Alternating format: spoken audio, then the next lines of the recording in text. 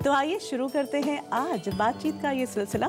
और देखिए, हमने पहले ही कहा कि बात तब बनती है जब दूसरी तरफ से आवाज़ आती है। तो हम आपके बीच पहुंचे, हम स्टूडेंट्स के बीच गए और जाना कि उनके जीवन में क्या मुश्किल आती है जब एग्जाम्स होते हैं। आइए सुनते हैं। एग्ज़ाम को लेकर स्ट्रेस ऑब्वियसली कई बार होता है, स्पेशली जब एग्जामिनेशन हॉल में बैठे हैं और टीचर ने क्वेश्चन पेपर दिए तो क्वेश्चंस देख के लगता था कि उन्होंने एक पर एक मिसाइल मारे। क्वेश्चंस आते हुए भी नहीं आते थे, बहुत कंफ्यूज हो जाते थे उसमें। यूजुअली एग्जाम्स के टाइम सबको स्ट्रेस होता है, मेरे को भी होता है। मेरे को तो ऐसे ही लगता है कहीं एग्जाम्स में मैं फेल ना हो जाऊँ। एक बार तो ऐसा हुआ था, जब क्वेश्चन पेपर मिला मैं पूरा ब्लैंक हो गया। ड्यूरिंग एग्ज़ाम्स एक टेंशन होती है कि हुआ नहीं हमारा सिलेबस, तो और स्पेशली जब अगर फ्रेंड्स से पूछ लो तो वो कहते हैं कि हमारा तो यार हो गया, इतना हो गया, तो जब ज़्यादा टेंशन क्रिएट हो जाती है कि शिट यार उसका इतना सारा हो गया और हमारा नहीं हुआ है, तो तब उस टाइम बहुत टेंशन होती है और ऐसा लगता है कि इतना सब कुछ करना है और तब लेट तक जागना पड़ता है। छोटे छोटे बच्चे और इतना सारा प्रेशर, अब इन सारे प्रेशर्स को कैसे हैंडल करना है। भाई बच्चे ब्लैंक हो जाते हैं, क्या हम और आप ब्लैंक नहीं होते? सच बात बताऊं, जब भी कैमरे की ये लाइट ऑन होने वाली होती है मैं भी एक पल को ब्लैंक हो सकती हूँ। लेकिन उस वक्त करना क्या है, हमें ये समझना है कि ये किसी न किसी डर के कारण है। अब डर क्यों होता है? हर एक का अलग अलग डर हो सकता है। एक बच्चे का डर ये हो सकता है कि अगर मेरे मार्क्स ठीक नहीं आए तब क्या होगा, पेरेंट्स क्या कहेंगे, दोस्त मेरा मजाक उड़ाएंगे। तो आपने अपने आप को क्या कहना है, इस डर से मैं बाद में डील करूँगा, अभी मेरे सामने वो मेरा एग्ज़ाम है, मेरा पेपर मेरे पास है। और अपने आप को आंखें बंद करें 2 मिनट के लिए और जाएं कि जब आपने वो क्लासेस अटेंड की थी, कहीं ना कहीं चाहे जितने भी शरारती हैं आप, कुछ ना कुछ सीरियसनेस ज़रूर दिखाई होगी आपने किसी ना किसी क्लास में।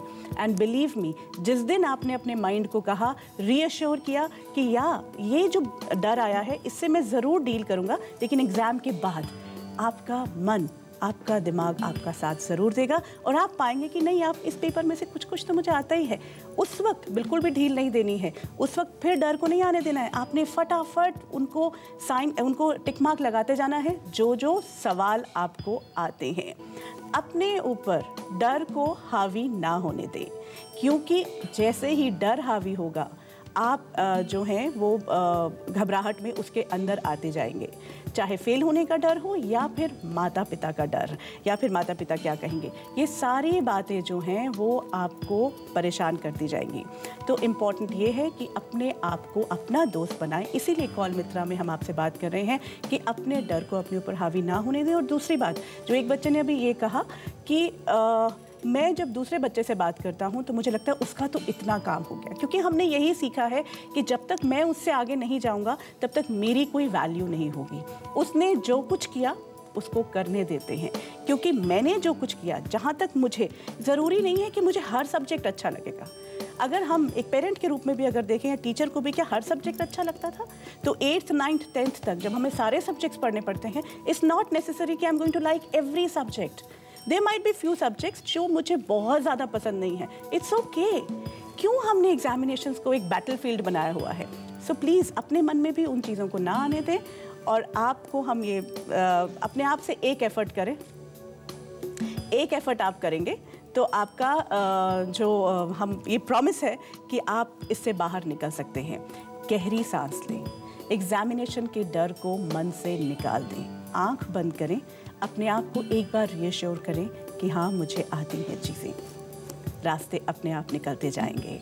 ठंडे दिमाग से अपने क्लास में पढ़ाए गए उसी सब्जेक्ट की बातों को याद करें। पेपर देखकर अगर आपको लगता है कि आप ज़्यादा नहीं जानते हैं तो पूरा पेपर शांत दिमाग से एक बार फिर देखें। ज़रूरी नहीं कि आप पेपर को पहले सवाल से ही सॉल्व कर पाएंगे। पहले सवाल का जवाब लिखने के बाद अपना आत्मविश्वास बढ़ाएं और दूसरे सवाल की ओर बढ़ें। तो फिर ये सारी बातें अगर हम करते जाएंगे तो हम अपने पूरे जीवन में जितने भी एग्ज़ाम्स आएंगे उनको सॉल्व कर पाएंगे।